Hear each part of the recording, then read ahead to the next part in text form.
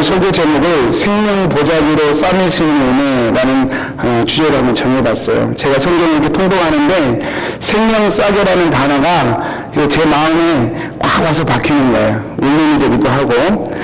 제가 왜 그럴까 나름대로 생각을 해보는데 지난 몇 주 사이에 저희 킹슨 하나님께 좀 놀라운 일들이 있었기 때문이겠다 그런 생각도 한번 해봤습니다. 몇 주 전에 우리 이준희 집사님이 전혀 뜻하지 않는 상황에서 심근경색을 겪으셨죠. 그리고 병원으로 급히 이동하셔서 수술을 하셨습니다. 5개가 막혔다고 그래요. 결론적으로 5개가 막혔고 그 중에 2개는 100% 막혔었고 3개는 75%가 막혔었어요. 정말로 위험한 상황이었는데 적시에 병원에 가셨고 또 수술을 성공적으로 마치셔서 지금은 정상적인 삶을 살고 계십니다. 그리고 또 그 즈음에 우리 홍근식 집사님께서 명장 수술을 받으려고 병원에 들어가셨다가 그게 복막염으로 이렇게 번졌고 복막염 수술을 받으러 이렇게 받는 와중에 또 뜻하지 않게 종양이 발견되셔서 또 종양을 제거하는 수술을 받으시고 지금 우리 항암 치료를 받고 계시죠. 이렇게 또 예배 가운데 나오셨는데요. 이런 일들을 겪으면서 참 제 마음이 좀 무거워졌습니다. 또 그뿐만 아니라 몇 년 전에 우리 유병사님 또 우리 김병사님도 똑같은 종양 제거 수술과 항암 치료를 또 받으셨죠. 제가 이런 상황들을 좀 마음에 두고 있어서 그런지 하나님 말씀을 통독하는데 이 생명 싸개라는 단어가 제 말씀에 제 마음에 큰 울림이 되어 이렇게 자꾸 이렇게 들려드는 것입니다. 제가 생명싸기라는 단어를 이렇게 다시 한번 묵상하는데 그것이 이 내용이에요. 하나님께서 다윗을 생명싸개로 이렇게 꽉 싸고 계신다는 거예요. 누구도 이 다윗의 생명을 해칠 수 없게끔 하나님이 생명싸개로 다윗을 싸고 있다는 것입니다. 여기서 생명싸개에서 싸개라는 말은 우리나라 말로 쉽게 하자면 보자기란 뜻이에요. 보자기. 그러니까 무슨 뜻이냐면 마치 우리가 보물 같은 거, 뭐 귀한 도자기 같은 거 보자기에 싸가지고 소중하게 들고 가는 것처럼 마치 하나님께서 다윗을 그렇게 생명 보자기로 싸가지고 아무도 다윗을 해치지 못하도록 이렇게 감싸서 보호하고 계시다는 것이죠. 저는 이 말씀을 읽으면서 이 생명싸개의 은혜가 우리 이 집사님에게 있으셨구나. 우리 생명싸개의 은혜가 우리 홍 집사님에게도 있으셨구나. 그런 생각을 해봤어요. 그리고 이 생명싸개의 은혜가 여기 앉아 계신 우리 저와 여러분에게도 하나님이 지금도 그런 은혜로 우리와 함께 하시는구나. 또 그렇게 함께 하셨으면 좋겠다라는 간절한 마음이 제 마음 가운데 있었습니다. 오늘 이 하나님의 말씀을 통해서 하나님이 생명싸개로 우리를 보호하신다는 것이 어떤 의미인지 말씀의 중에서 한번 살펴보도록 하겠습니다. 첫 번째는요, 하나님께서 다윗을 생명싸개로 사셨는데 본문에서 말씀하는 생명싸개로 쌌다는 말의 의미는 무엇이냐? 첫 번째로 그릇된 분노로부터 다윗을 보호하셨다라고 하는 것입니다. 오늘 말씀 30절에서 31절 말씀이에요. 우리 같이 한번 읽어보겠습니다. 시작.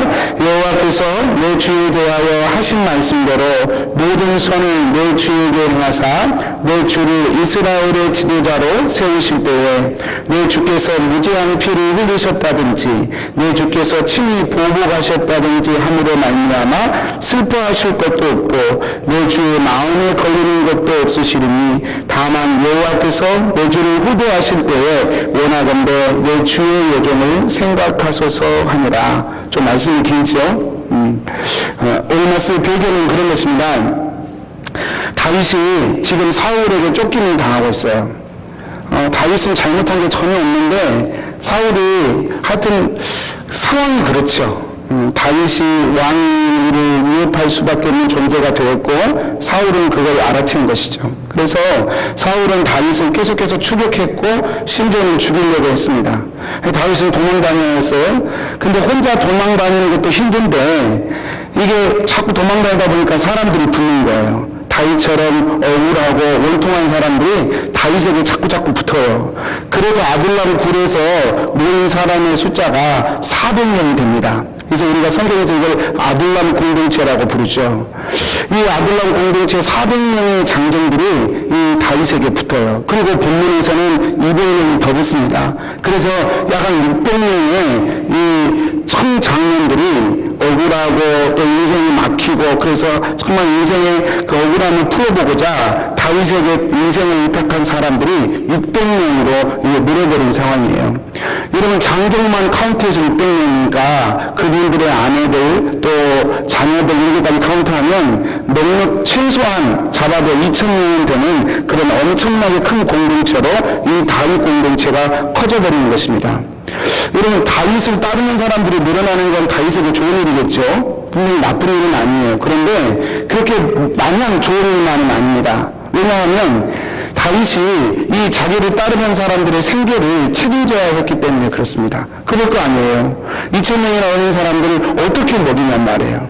어떻게 저들의 생계를 해결해주며 같이 이렇게 더군다나 사울이 쫓고 있는 그런 상황인데 사울이 쫓지만 않아도 한 곳에 정착을 해서 2,000명이 살면 어떻게든 사라지겠죠. 600명이 살면. 그러나 그럴 수도 있는 상황도 아니고 사울이 쫓아오면 도망가야 되고 이런 상황에서 2,000명 정도의 생계를 책임져야 했던 다윗의 입장에서 본다면 아마 하루하루가 피가 마르는 그런 하루하루였을 거예요.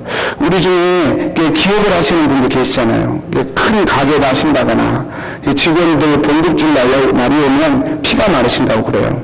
저희 처제도 뭐 일일평에서 조그마한 사업을 하는데 가끔 아내에게 카톡 하더라고. 이번 달은 적자다. 직원들 봉급 주고 나니까 뭐 적자다. 이런 한탄을 하는 거 제가 봤어요. 여러분 참 쉽지 않았을 겁니다. 2,000명의 생계를 책임지고 그들의 생사를 책임져야 된다는 이 부담감이 다윗에게는 하루하루가 피가 마르는 그런 생계를 위한 몸부림의 연속이었을 것이에요. 사울이 계속 쫓아오지는 않았어도 어떻게든 살아낼 텐데 사울은 쫓아오고 그래서 다윗이 할 수 있었던 일은 무엇이냐. 다윗은 그 공동체와 함께 이동을 계속하면서 도망다녀야 됐는데 다윗이 생존할 수 있었던 방법으로 선택한 것이 무엇이냐면 어디든 이동하게 되면 그 이동한 지역의 치안을 책임져 주는 거예요. 아마 그때 당시에 치안이 오늘날처럼 완벽하지 않기 때문에 지방으로 내려가면 전혀 치안을 담당할 수 없는, 장담할 수 없는 그런 상황인 거예요. 그래서 그 지역의 부자들이나 그 지역의 유력한 사람들의 집을 지켜줌으로써 이걸 용병이라고 그러죠. 용병을 제공해 줌으로써 그 용병을 제공해주고 그 부자에게 먹을 것을 좀 얻어서 생계를 해결하는 그런 형태로 다윗은 이 공동체를 이끌어 갔던 것 같습니다. 그래서 오늘 본문이 그런 상황에서 전개된 것입니다. 다윗이 같은 지파, 유다 지파예요. 다윗도 유다 지파고 나발도 유다 지파예요. 그래서 같은 집하고 그 바람 광야 유대 남부 지역의 부자로 소문난 나발에게 이 다윗이 용병을 제공한 것입니다. 그래서 그 용병을 제공하고 이제 그 대가로 약간의 음식을 제공받기를 원해서 지금 다윗이 그 일을 하고 있는 것입니다. 여러분 본문에서 이 유다 지파인 같은 유다 지파인 나발에게 용병을 제공하는 건 다윗에게도 좋은 일이지만 나발에게도 좋은 일이에요. 왜냐하면 나발이 직접 용병을 키울 수는 없고 그렇게까지 부자는 아니고 적당히 부자여서 어중간하게 부자여서 목축만 많단 말이에요. 그래서 그 목축을 이렇게 이동하면서 해야 되는 상황에서 항상 강도나 도둑대의 위험은 상존해 있었어요. 그래서 다윗이 용병이 그들을 지켜줌으로 이 나발의 목축이 안전하게 거하게 되는 상황이 되는 것은 이 다윗에게만 좋은 일이 아니라 나발에게도 분명히 좋은 일이었고 큰 위안이 되었던 그런 일이었습니다. 근데 문제는 무엇이냐. 오늘 본문에서 다윗은 그렇게 용병을 제공하고 나발을 지켜주었음에도 불구하고 나발이 그 용병의 혜택을 받고 난 후에 모른 척 해보는 거예요. 우리 젊은이들 전문 용어로 쌩깐다고 그래요. 받을 건 다 받고 모른 척 해버리는 거예요.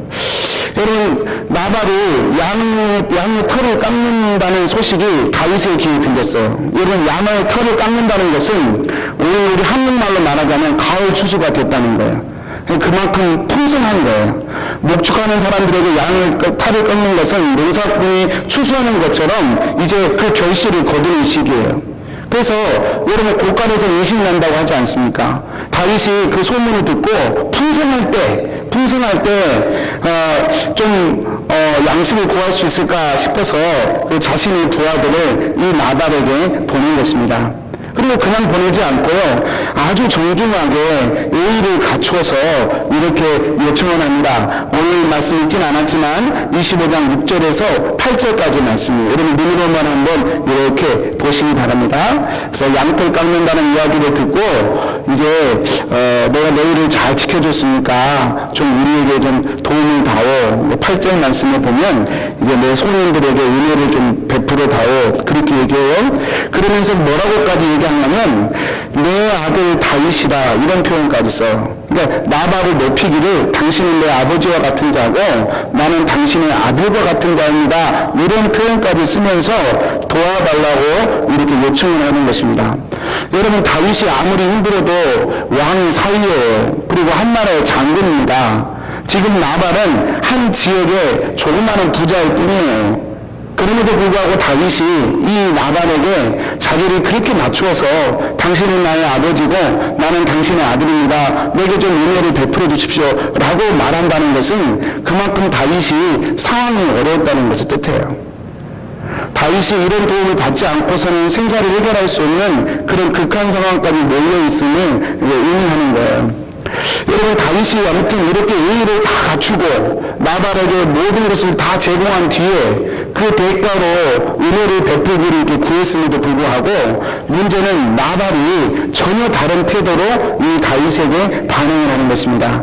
오늘 읽진 않았지만 10절 11절 말씀 여러분 눈으로만 한번 이렇게 쓱 보시기 바랍니다. 나발이 뭐라고 대답을 하냐면 이 스크린에 있으니까요. 스크린 보시면 돼요.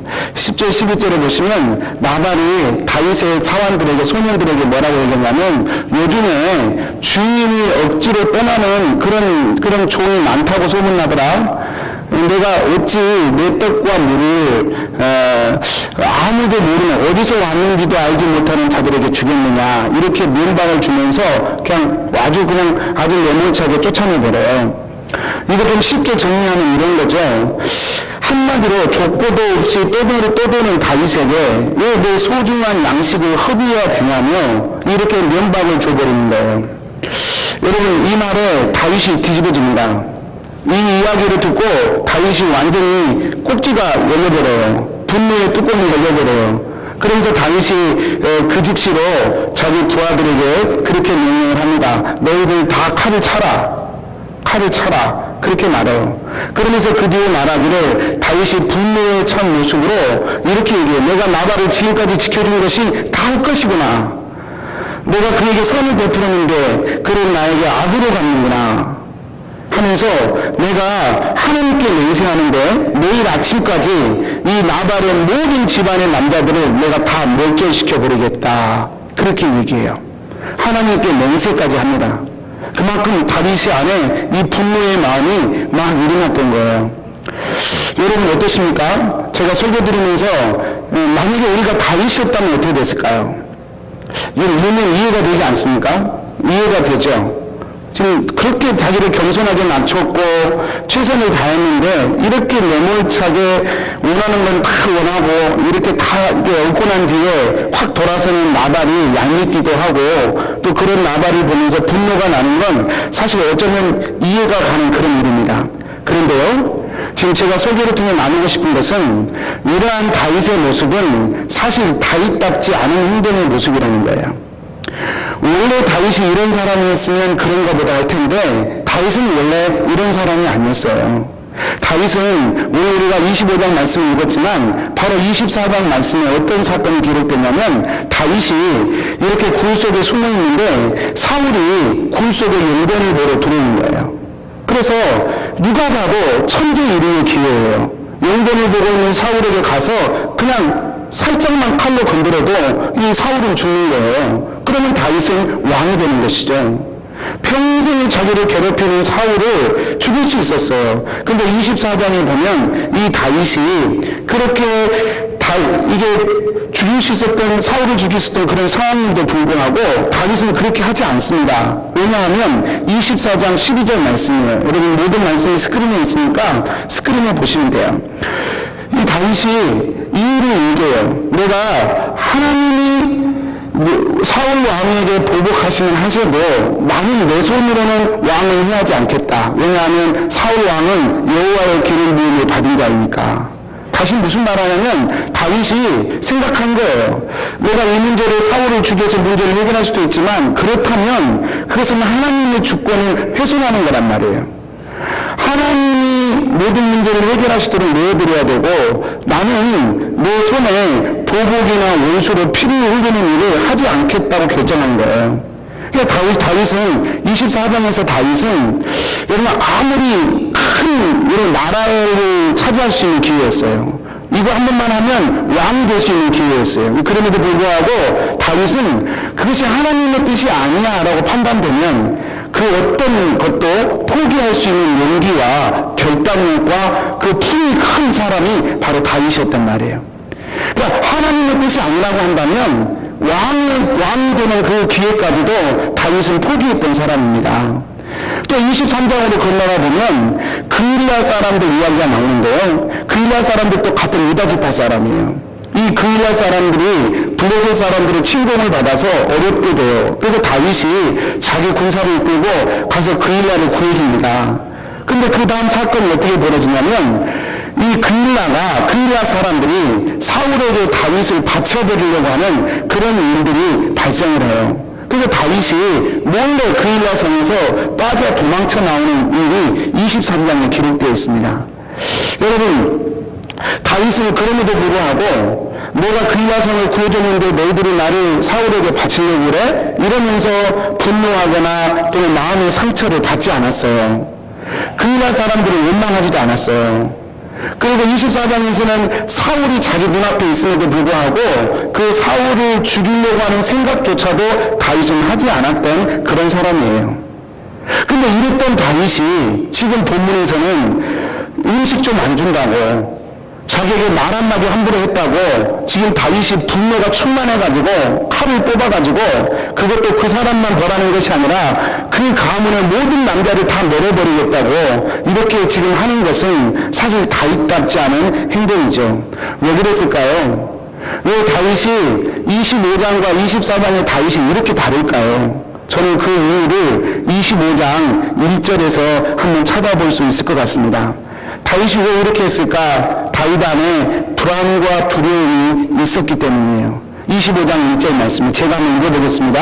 사무엘의 죽음에 온 이스라엘 무리가 모여 그를 두고 슬퍼 울며 남아 그의 집에서 그를 장사한지라. 24장과 25장 사이의 차이점은 이 한 절, 이 1절 말씀 하나예요. 사무엘이 죽어버린 거예요. 24장까지만 해도 사무엘이 살아서 다윗을 뒤에서 서포트해주고 있었어요.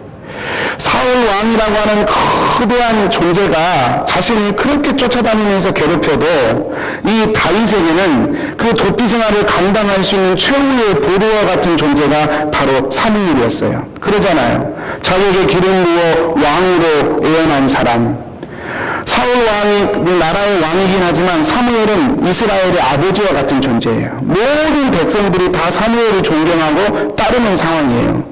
근데 그 사무엘이 이 다윗 자신의 정치적이고 영적인 후계인이란 말이에요. 그래서 이 다윗은 아무리 힘들고 어려워도 사무엘이 뒤에서 자기를 바라봐주고 또 위에서 기도해주고 지지해주고 있다는 사실이 다윗에게는 큰 컨피던스를 주었을 거예요. 그런데 25장 1절에서 이 사무엘이 죽어버린 거예요. 그렇게 의지하고 그렇게 마음에 위안을 주었던 이 사무엘이 25장에 와서 죽어버린 거예요. 마치 어린아이가 엄마 손을 잃어버렸을 때 당황하고 또 그렇게 두려워하는 것처럼 이 다윗 안에 그런 마음이 찾아온 거예요. 더 이상 의지할 데가 없는 거예요, 이 땅에서는. 그래서 이젠 정말로 외톨이고 정말로 도망자 신세가 되어버린 것입니다. 이제는 불안과 염려가 다윗의 마음속에 찾아와 버린 것이죠. 이 불안과 두려움이 다윗으로 하여금 분노의 감정을 낳게 하지 않았을까 이렇게 추측해 봅니다. 여러분 사람마다요 두려움이 있습니다. 사람마다 두려움이 있어요. 이 자리에 앉아 계신 아마 우리 선배님들 모두도 각자 안에 염려와 불안이 자리하고 계실 거예요. 저도 그래요. 며칠 전에 한 9시 반쯤에 전화가 왔어요. 근데 가슴이 왠지 덜컥 내려앉더라고요. 가슴이 덜컥 내려앉아요. 9시 반에 전화 왔는데, 여러분, 밤에 될 수 있으면 저한테 전화해 주지 마세요. 제가 너무 불안해요. 밤에 전화 받으면 너무 불안해요. 무슨 일이 있는 것도 아니거든요? 근데 불안해요. 혹시 우리 선배님들께 무슨 일이 생겼나? 또 혹시 내가 뭘 또 잘못했나? 이런 마음들이 밤에 전화 오면요, 그냥 전화인데도 그냥 들어요. 왜 그럴까요? 제 안에도 이 불안과 두려움이 상존해 있기 때문이에요. 여러분, 우리 성도님도 마찬가지일 거예요. 인생을 처음 시작하신 분들, 자녀를 양육하시는 분들, 이 불안과 염려가 우리 속에 있지요. 괜찮을까? 미래는 괜찮을까?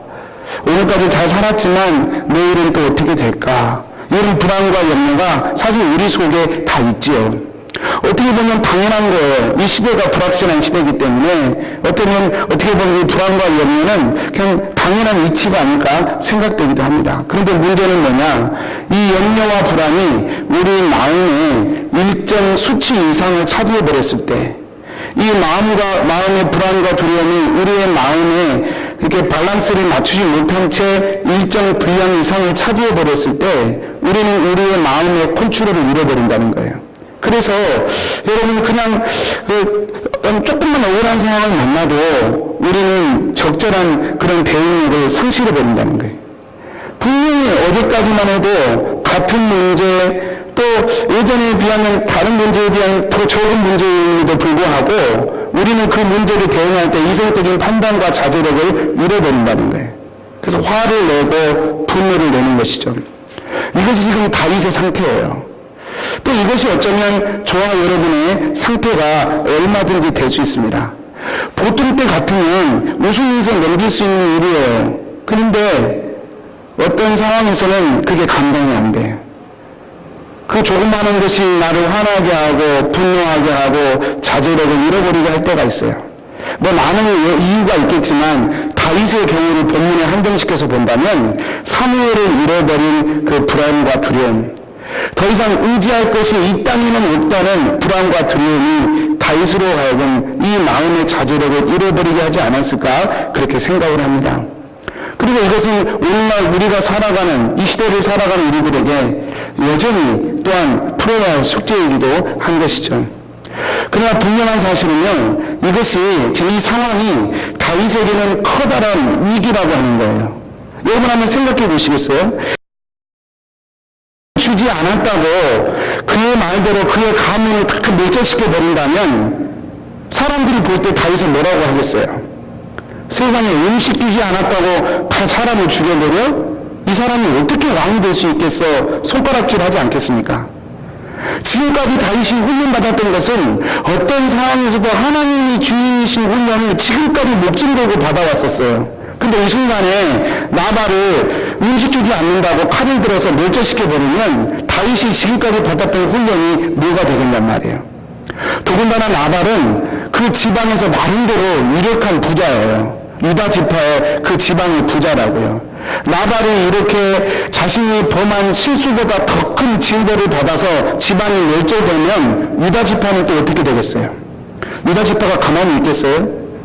다윗도 유다 지파이지만 나머지 유다 지파 사람들이 결코 다윗에게 선하게 반응할 수가 없을 것입니다. 여러분, 분명히 이것은요, 다윗에게는 위기이고 다윗에게는 매우 위험한 상황에 지금 다윗이 노출된 거예요. 다윗이 왕이 되어야 되는데 만약에 이 사건을 분노대로 처리해버리면 다윗은 이제 두고두고 이 문제 때문에 왕의 여정에 어려움을 겪어야 하고, 아니 왕이 되는 것조차도 이 문제로 말미암아 어려움을 겪을 것이 뻔한 상황이 된 거예요. 근데 문제는 뭐예요? 다윗에게는 그게 안 보이는 거예요. 왜요? 이 분노로 마음이 다 차버렸거든요. 마음의 불안과 두려움으로 분노가 머리끝까지 올라버렸기 때문에 이 상부적인 상황이 눈에 보이지 않는 거예요. 판단력이 없어져 버린 거예요. 여러분, 그게 분노가 우리에게 주는 아주 큰 해악입니다. 여러분, 이런 상황에서 하나님께서 아비가일이라는 현명한 여자를 통해서 다윗의 생각을 돌이키고 계신 거예요. 다윗 스스로는 이것을 판단하고 돌이킬 능력을 상실해 버렸어요. 그래서 하나님께서 이 아비게일이라는 이 여인을 보내서, 이 아비가일이 똑똑해서가 아니라 하나님이 하나님이 아비가일을 통해 지금 다윗의 인생을 보호하시기 위해서 아비가일을 쓰고 계신 것이죠. 여러분, 하나님이 저와 여러분을 지키십니다. 성경에 보면 아무것도 염려하지 말고 너희 구할 것을 하나님께 감사함으로 하라. 그리하면 모든 지각에 떠나시는 하나님의 평강이 그리스도 예수 안에서 너희 마음과 생각을 지키시리라. 하나님이 어떻게 우리를 지켜요? 우리의 마음과 생각을 지키시는 거예요.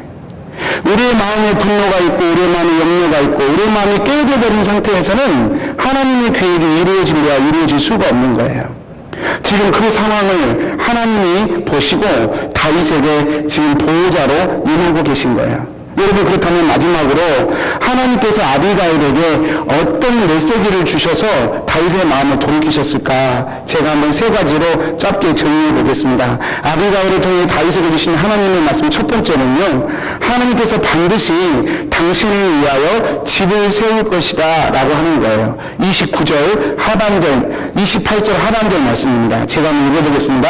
여호와께서 반드시 내 주를 위하여 든든한 집을 세우시리니 이는 내 주께서 여호와의 싸움을 싸우시며. 여러분, 아비가일은 참 놀라운 사람이에요. 아비가일은 참 놀라운 통찰력의 사람이에요. 지금 이 다윗의 상황을 보면서 그냥 상황만 보지 않고 하나님의 계획과 연결시켜서 다윗의 상황을 해석하고 있는 거예요. 아까도 말씀드렸던 것은 아비가일이 똑똑해서가 아니에요. 하나님께서 아비가일에게 지혜를 주신 거예요.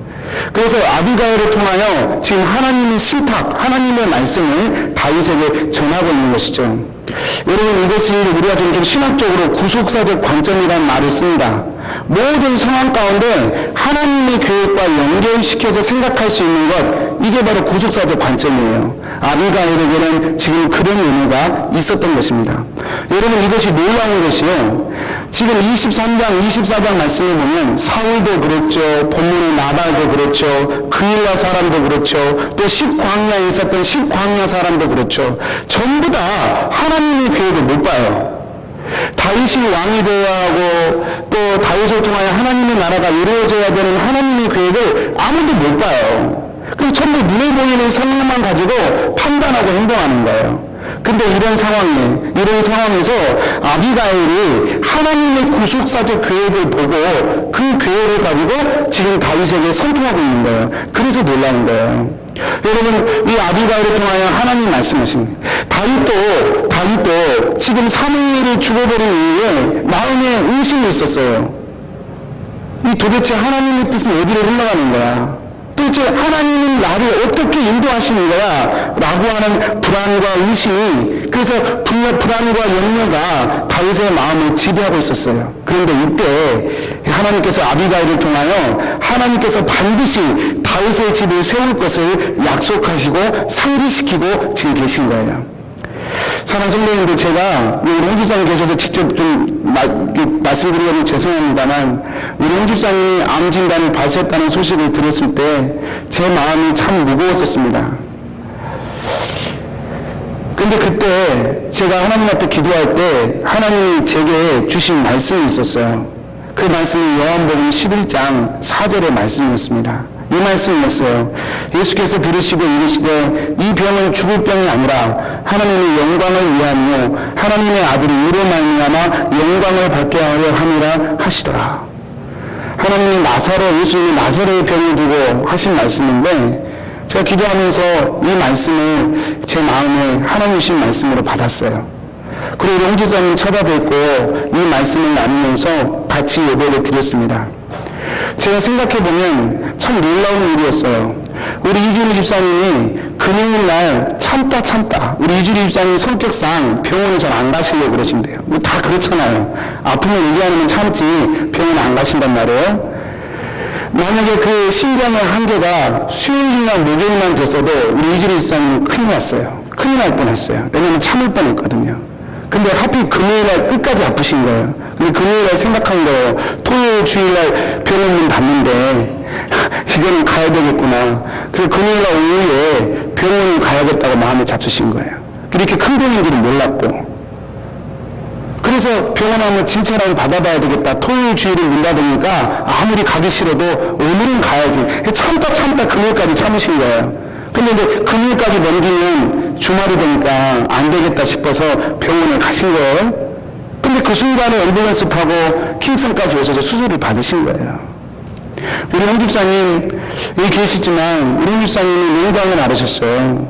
우리 홍 집사님 참다 참고 홍 집사님도 참으셨어요. 참으시다가 너무 아프셔서 병원에 가셨어요. 병원에 가셨는데 이게 맹장이 밝혀지고 맹장 그 수술을 대기하는 동안 이 맹장이 터져버렸어요. 그게 복막염이라고 그러죠. 그래서 우리 집사님 급하게 수술실로 들어가셨어요. 복막염이 됐으니 이게 단순히 그냥 기계만 넣어가지고 맹장만 자르면 맹장 수술이 간단한 건데 이게 터져버렸으니까 이제 우리 홍 집사님 개복을 해야 되는 거예요. 그래서 개복을 해가지고 그 복막염 터진 그 모든 그 터진 것들을 다 이렇게 일일이 닦아내야 되는 거예요. 의사가 그 복막염을 다 닦아내는 와중에 우리 홍 집사님 대장 쪽에 종양이 있는 것을 발견해낸 거예요. 그래서 그 종양을 이렇게 보고 의사가 복막염을 다 한 다음에 그 종양을 샘플로 이렇게 몇 개를 이렇게 끄집어낸 거예요. 그리고 그걸 병원에 진단하는 데 의뢰했더니 그 중에 몇 개가 암이라고 하는 판정을 받으신 거예요. 제가 생각하고 보니 여러분 우리 홍 집사님이 맹장이신 것도 저 사실 또 신방을 한 뒤에 나중에 홍 집사님이 제게 직접 말씀해 주시는데 우리 어르신 중에 70세 이상이 되면 인간에게는 이 맹장의 기능이 없어져 버린대요. 70세 이상이 되면 맹장의 기능을 안 한답니다. 그러니까 70세 이상이 되신 분들은 맹장 수술을 할 일이 거의 없대요. 죽어버렸으니까 기능이. 근데 홍 집사님 70세가 넘으시는데 맹장이 아프신 거예요. 그리고 그게 복막염으로 가고 복막염을 치료하시다가 암을 발견하신 거예요. 여러분 만약 우리 홍 집사님이 그냥 맹장 수술만 하고 집에 가셨더라면 정말로 큰일 날 뻔했어요. 정말로 시기를 놓칠 뻔했죠. 여러분 제가 홍 집사님을 뵈면서 그런 생각했어요. 그건 제가 그래서 모든 사실은 나중에 안 사실이고요. 하나님께 기도하면서 우리 하나님께서 우리 홍 집사님과 우리 이 집사님은 생명 싸개로 지금 붙들고 계시구나. 이 생명 싸개를 붙들고 있는 한 우리 집사님에게 큰일은 발생하지 않겠구나. 이런 생각이 이런 마음이 제 안에 드는 것을 제가 느낄 수 있었습니다. 여러분 마치 지금 그와 같은 일이 우리 다윗에게 일어나고 있는 거예요. 혼란과 혼돈과 불안과 염려로 얼룩진 다윗의 마음인데요. 하나님께서 아비가일을 통해 영화를 주시는 거예요. 내가 너의 집을 반드시 든든하게 세울 것이다. 사랑하는 성도님들, 우리 삶이 힘들고 어려워도 우리는 항상 기억해야 됩니다. 우리가 아무리 힘들고 어려워도 하나님은 그냥 우리를 계획 없이 인도하시는 분이 아니셔요. 캐나다까지 우리를 인도하시고 여기까지 인도하신 하나님은 아무런 계획 없이 우리를 인도하시는 분이 결코 아니에요. 분명히 선하고 아름다운 계획을 가지시고 우리를 인도해 가시는 분이셔요. 다윗에게 얘기하는 거예요. 하나님께서 당신의 집을 든든히 세울 겁니다. 마음을 흔들리지 마십시오. 이 말씀이 염려와 불안 가운데 살아갈 수밖에 없는 저와 여러분에게 하나님의 말씀이 되시기를 축복합니다. 두 번째, 아비가일을 통해 하나님이 다윗에게 주신 말씀이 이것이에요. 주께서 당신의 원수들을 무르쳐 주실 것입니다. 29절 말씀이에요. 제가 한번 읽어보겠습니다. 사람이 일어나서 내 주를 쫓아 내 주의 생명을 찾을지라도 내 주의 생명은 내 주의 하나님 여호와와 함께 생명 싸개 속에 쌓였을 것이요 내 주의 원수들의 생명은 물매를 던지듯 여호와께서 그것을 던지시리다. 아비가일을 통해서 지금 하나님이 다윗에게 하신 두 번째 신탁은 하나님께서 다윗의 원수들을 물매로 던지듯 던져버릴 거라는 말씀이셨어요. 여러분 이 아비가일의 이 말은요 다윗에게는 참 큰 용기를 주는 말이에요. 왜냐하면 여러분 원수를 물매로 던진다 이 표현은 다윗에게 정말 특별한 표현이거든요. 여러분 짐작하시겠죠? 다윗이 골리앗을 물리칠 때 성경을 보면 골리앗이 이스라엘을 조롱하는데 얼마나 조롱했냐면 아침과 저녁으로 나왔어요. 아침과 저녁으로 40일 동안 나와서 이스라엘을 조롱했어요. 야 분신아 쪼다야 너 왜 하나님이 살아계시냐 이렇게 욕을 하면서 이스라엘을 조롱했어요. 하나님도 조롱했어요. 40일 동안을 아침과 저녁으로. 그런데 워낙 거대한 골리앗이기 때문에 거기다 대고 대항할 엄두가 안 나는 거예요. 이스라엘의 모든 군사들이 거기에 다 기가 죽어가지고 40일 동안 아침 저녁으로 나와서 조롱하는 골리앗을 보고만 있는 거예요. 그때 다윗이 분노가 났어요. 그건 의로운 분노죠. 도대체 저 할례 없는 백성이 어찌 거룩한 이스라엘을 이렇게도 모욕한단 말이냐. 내가 나가겠다. 나간 것이에요. 그때 뭘 가지고 나갔습니까? 물맷돌 갖고 나간 거예요. 그게 스스로 잘났다고 하나님을 없이 여기고 그렇게 조롱하는 골리앗을 향하여 이 다윗은 물맷돌을 가지고 온 거예요. 그리고 하나님 있는 믿음으로 그 물맷돌을 던져서 골리앗을 쓰러뜨렸죠. 지금 이 아비가일의 입술을 통해서 하나님께서 그 부분을 터치하시는 거예요. 너가 물맷돌로 골리앗을 이겼지 않느냐? 내가 너를 그렇게 인도했지 않느냐? 지금도 마찬가지라는 거예요. 사울이 그의 생명을 노리고 있어요. 유다 지파 사람들이 그를 배신해요. 같은 유다 지파 사람이었던 그일라 사람들, 십관나 사람들, 그리고 본문의 나발까지 같은 유다 지파 사람에게도 불구하고 다윗을 모멸하고 배신하고 버려버려요. 사무엘조차도 죽어버렸습니다. 의지할 곳 없는 다윗이지만 하나님이 다윗에게 말씀하시는 거예요. 내가 골리앗을 상대할 때 그때 너를 인도했던 하나님이라는 사실을 상기시켜 주시는 것이죠. 너는 결국 이길 것이다. 그 물맷돌로 골리앗을 이겼던 것처럼 아니 그것보다는 지금이 더 낫지 않니? 그때 너는 정말 아무것도 없었잖아. 그때 내가 너를 들어 사용했고 그때 물맷돌이 있었지 않니? 하나님이 그때의 기억을 다윗에게 떠올려 주시는 거예요. 다윗아 좌절하지 마. 지금까지 인도한 것 어려운 일 더 많았는데 넌 장군 있지 않니? 지금도 똑같이 이겨낼 수 있어 라고 하나님이 다윗을 아비가일을 통하여 말씀하시는 것이죠. 저는 말씀을 읽으면서 한번 다윗의 모습을 상상해 보았어요. 다윗이 이 이야기를 들었을 때 다윗의 풀어져 버린 두 주먹은 불끈 쥐어졌을 거예요. 그리고 처져 있는 그의 어깨는 다시 힘있게 올라왔을 것입니다. 그리고 그 이야기를 들었던 그의 두 눈은 분노에 이글거리는 허망한 눈빛이 아니라 하나님의 인도하심을 확신하는 비전과 소망의 눈빛으로 날카롭게 빛났을 것입니다. 다윗은 그래서 이 얘기를 듣고 일어날 수 있었죠. 사랑하는 성도님들, 하나님이 지금까지 저와 여러분을 여기까지 인도해 오셨어요. 지금 여러분이 당하시는 그 어려움보다 더 큰 어려움도 하나님은 다 여러분을 이기게 하시고 여기까지 인도해 오셨어요. 그 하나님의 인도하심은 지금도 있다고 말이에요. 분명한 사실은 그 하나님을 저와 여러분이 붙들어야 된다는 것이죠. 하나님은 앞으로도 더 크게 여러분과 저를 인도하셔서 하나님의 뜻을 반드시 이루실 것입니다.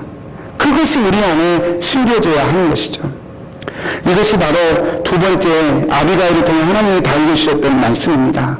세 번째, 악한 일의 그름으로 악한 일의 마음을 빼앗길 필요가 없다는 거예요. 31절 말씀입니다. 우리 같이 한번 읽어보겠습니다. 다 와갑니다. 같이 한번 읽어보겠습니다. 시작. 내 주께서 무죄한 피를 흘리셨다든지 내 주께서 친히 보복하셨다든지 참으로 왕은 오늘 슬퍼하실 것도 없고 내 주의 마음에 걸으실 것도 없으시니 다만 여호와께서 내 주를 후대하실 때에 원하건대 내 주의 여정을 생각하소서 하니라. 사실 이 말이 아비가일이 정말 다윗에게 하고 싶었던 이야기예요. 아비가일이 다윗에게 정말 하고 싶은 얘기 이야기예요. 내 남편이지만 나발은 어리석은 자입니다. 나발이라는 이름 자체가 어리석다는 뜻이에요. 내 남편이지만 나발은 어리석은 자입니다. 당신은 하나님의 사람이 아닙니까? 하나님께서 당신에 대한 계획이 있지 않습니까? 그래서 내 남편이지만 그 남편을 향하여 분노하신 그 칼을 이제 거두십시오. 남편의 피를 흘리는 것이 당신에게도 좋지 않습니다. 여러분, 분노함으로 가득 차 있는 이 다윗을 아비가일이 그 마음을 돌립니다. 당신이 나중에 왕이 되었을 때 이 사건이 두고두고 후회가 되지 않아야 되지 않겠습니까? 여러분, 다윗 스스로가 사울의 목숨을 살려주기 위해서 한 말이 있어요. 사무엘상 24장 13절입니다. 이런 표현을 썼어요. 다윗이 직접. 내 속담에 말하기를 악은 악인에게서 난다 하였으니 내 손이 왕을 해하지 아니하리이다. 24장에서만 해도 다윗은 정신이 멀쩡했어요.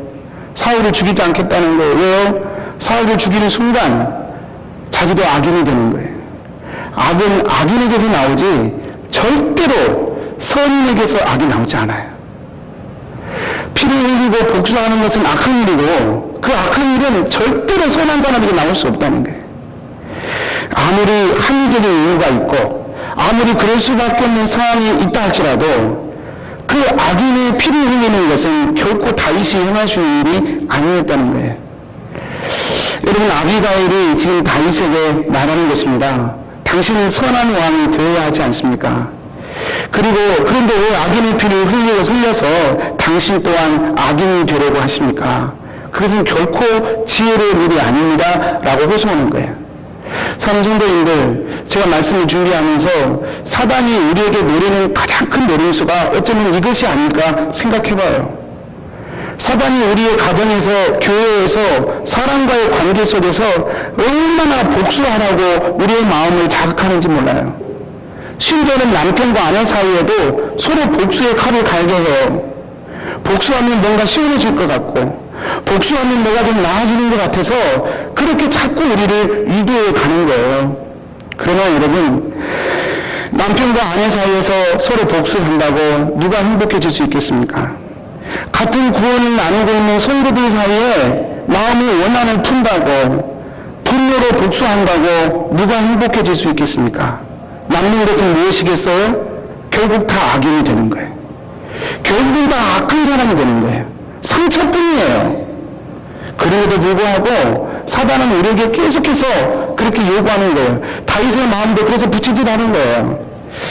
여러분, 엄마 아빠가 싸우는 가정에 보면 아이들이 느끼는 그 강도가, 저도 수업 시간에 들은 얘기인데 유니피에서 신학 공부할 때 마치 전쟁통에 폭탄이 여기저기서 터질 때 사람이 느끼는 그 공포감이 있을 거 아니에요.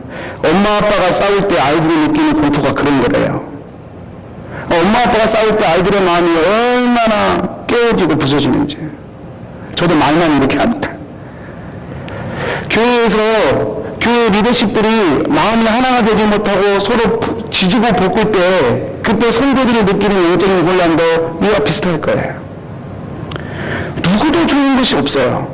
상처와 원망과 악일 뿐이에요. 그래도 불구하고 사단은 자꾸 그렇게 우리를 몰아가는 것이죠. 가정이든 교회든 어떤 관계든 거기서는 하나님의 열매가 자랄 수 없는 것이죠. 다윗이 아비가일의 말을 듣습니다. 그리고 정신이 번쩍 듭니다. 정신이 번쩍 뜨어요.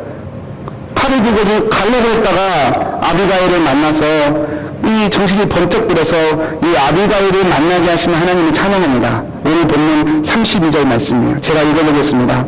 다윗이 아비가일에게 이르되 오늘 너를 보내어 나를 영접하게 하신 이스라엘의 하나님 여호와를 찬송할지로다. 이 아비가일의 말대로 다윗은 이제 결정합니다. 더 이상 분노의 그리고 복수의 감정에 노예가 되지 않겠다고 결단해요. 그리고 다윗은 이렇게 또 한 번 인생의 고비를 넘어가는 것이에요. 이 위기를 이게 생명사기로 싸게는 거라니까요. 훗날 그는 하나님의 약속대로 왕이 되었습니다. 그리고 아비가일은 그 지혜로 말미암아 다윗의 아내가 되었고요. 그리고 나발은 그 하나님의 약속대로 나발은 하나님의 징계를 받게 되었고요. 하나님의 말씀대로 다윗은 행하였고 나발은 죽었고 지혜로운 아비가일은 평생 다윗의 반려자가 되었습니다. 사랑하는 성도님들, 힘들고 어려운 삶의 여정 가운데 이 말씀이 우리 성도님들에게 하나님의 음성으로 들려지게 되기를 축복합니다. 그리고 또 한 번 인생의 고개와 위기를 넘어가는 그런 하나님의 말씀이 되시기를 축복합니다. 하나님의 생명사계 안으로 들어가십시다. 하나님의 선하심을 믿고 나아가십시다. 하나님께서 하나님의 의지하는 저와 여러분을 든든한 반석으로 세워가실 것을 믿음으로 붙들며 나아가십시다. 그런 승리자로 세워 가실 것입니다. 우리 기도하겠습니다. 여러분의 말씀 가지고 기도했습니다.